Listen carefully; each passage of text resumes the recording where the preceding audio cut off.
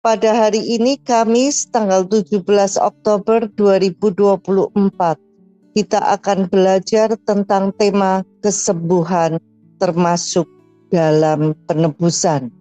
Karena topik ini akan dibahas selama 2 minggu, maka pada hari ini saya akan menekankan terlebih dahulu pada penebusannya. Dan minggu depan dengan menitik beratkan pada kesembuhannya. Penebusan yang kita terima karena apa yang Yesus lakukan di kayu salib. Salib Kristus sangat berharga bagi kita yang menyebut Yesus sebagai Tuhan atas hidup kita. Kita mengasihi dan menghargai salib itu karena Yesus mati di kayu salib itu untuk menebus dosa-dosa kita sekitar 2000 tahun yang lalu dengan harga yang sangat mahal.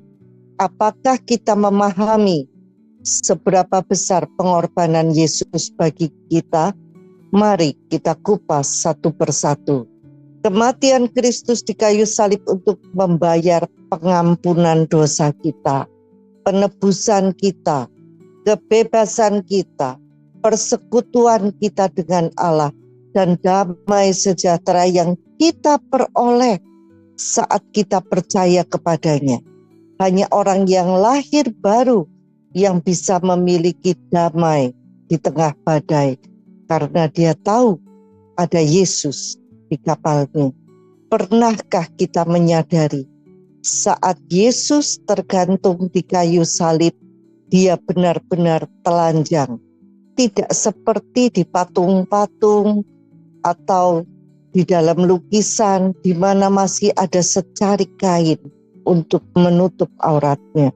Yesus ditelanjangi untuk menanggung rasa malu kita dulu, sekarang, sampai selamanya.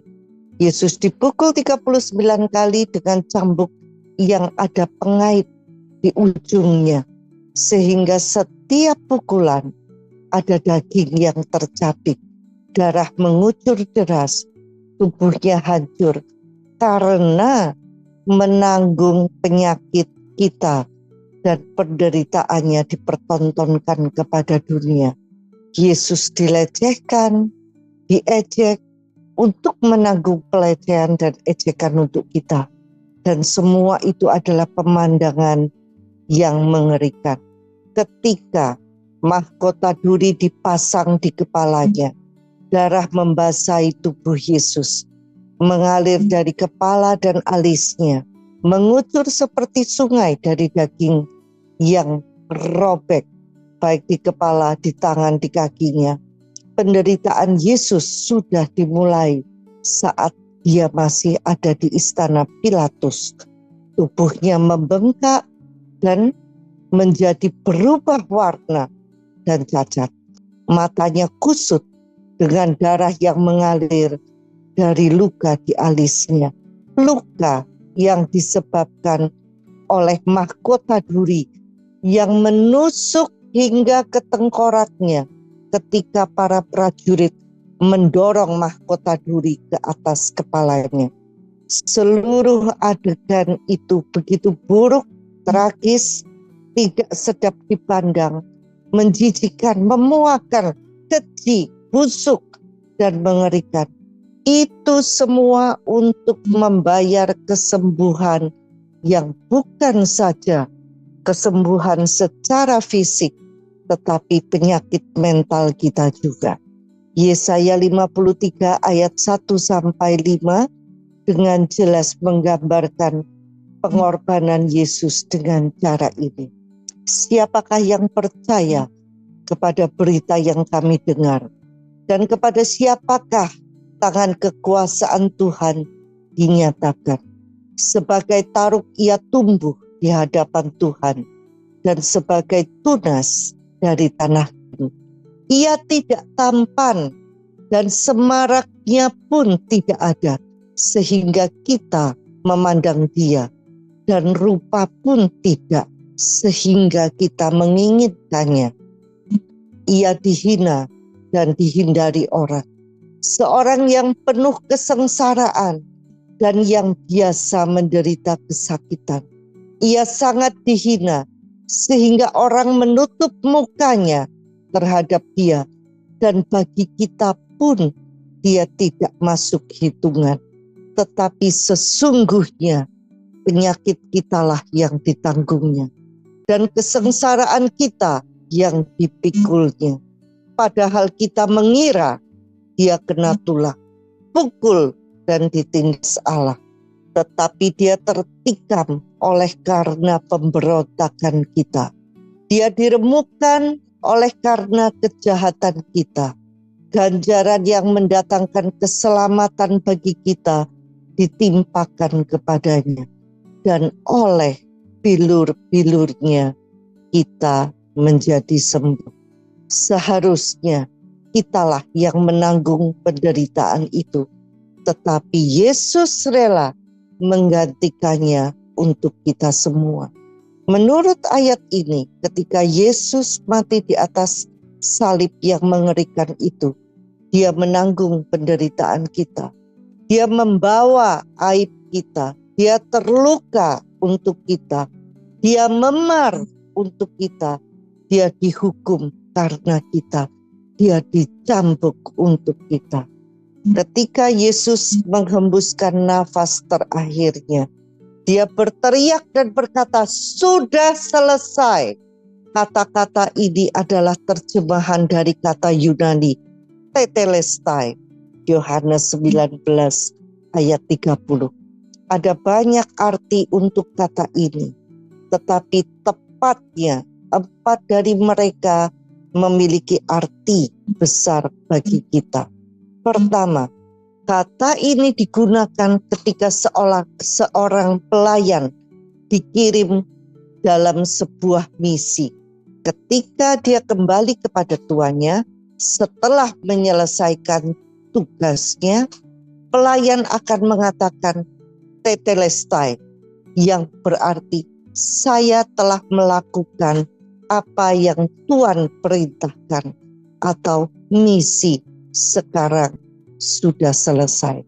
Penggunaan kata ini berarti pada saat itu Yesus berseru kepada seluruh alam semesta bahwa dia dengan setia telah memenuhi kehendak Bapa dan misi itu sekarang telah selesai.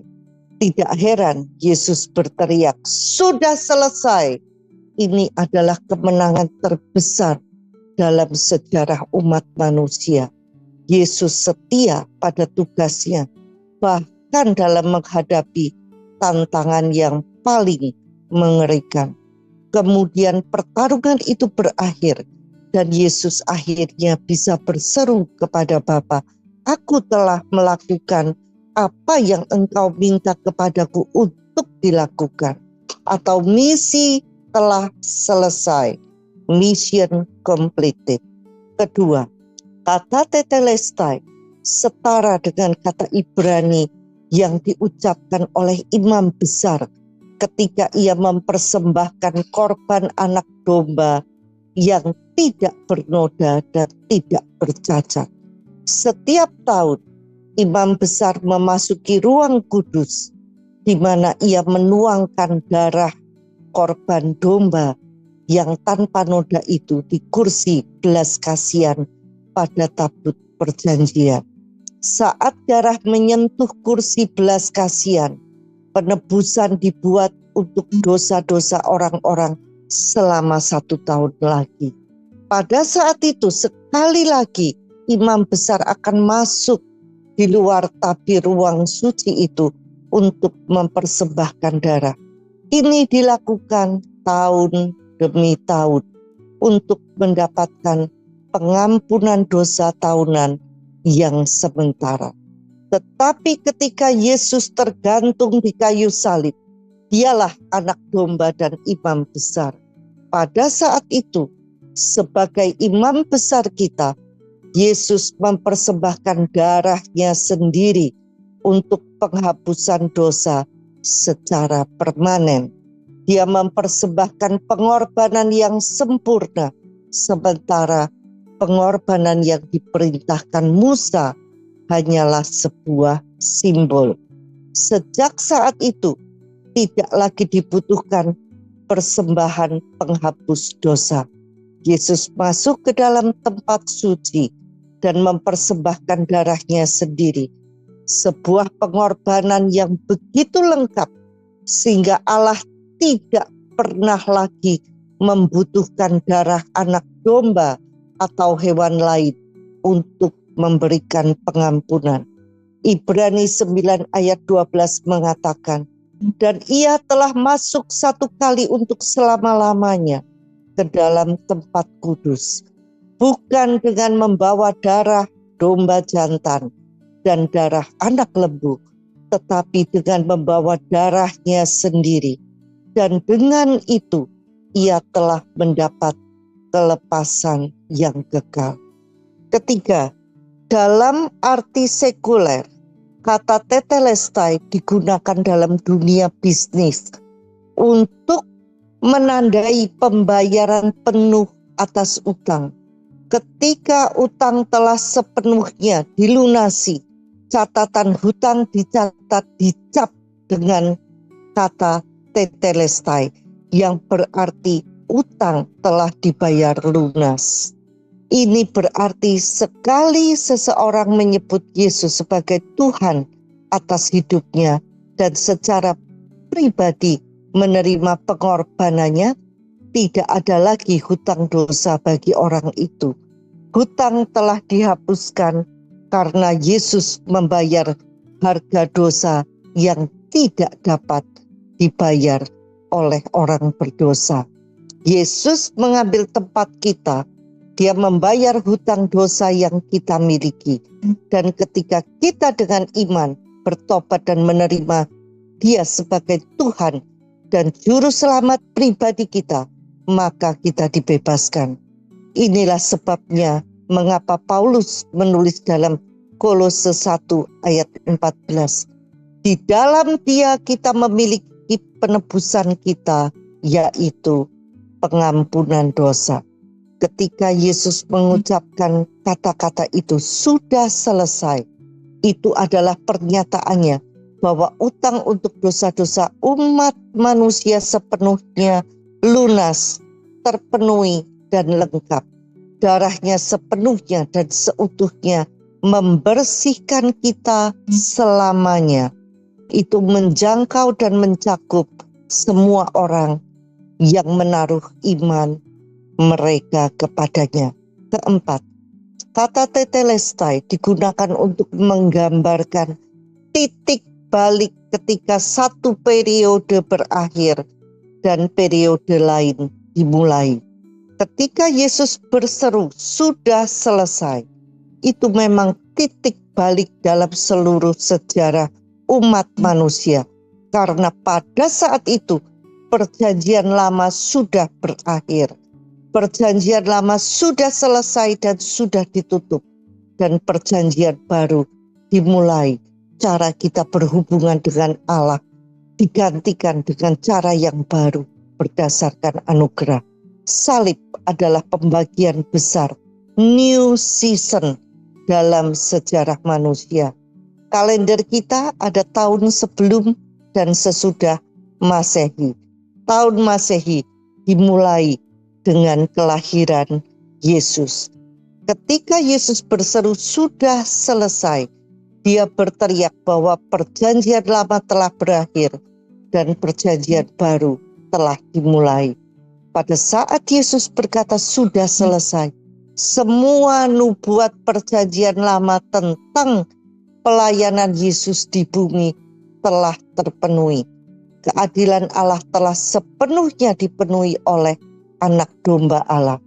Pada saat itu, pengorbanan perjanjian lama dapat berhenti secara permanen, tutup buku, karena korban yang sempurna telah mempersembahkan hidupnya untuk keselamatan umat manusia. Misi Yesus telah tercapai. Dengan demikian, Dia bisa berteriak bahwa itu tugasnya telah selesai. Mission completed. In the kingdom of God, you reap what God sowed. Quote dari Todd White. di dalam kerajaan Allah kita menuai apa yang Allah taburkan, apa yang Yesus taburkan. Kita yang miskin menjadi kaya, yang sakit menjadi sembuh, yang bodoh dijadikan berhikmat. Semua karena Yesus yang sudah mati di kayu salib dan menaburkan benihnya di dalam anugerah yang ditawarkannya kepada kita. Gratis, bagian kita adalah menerimanya dengan iman. Mari kita terima anugerah ini dan meresponinya dengan iman. Grace and faith. Demikian pelajaran kita pagi hari ini. Sampai jumpa lagi besok hari Jumat. Tuhan Yesus memberkati.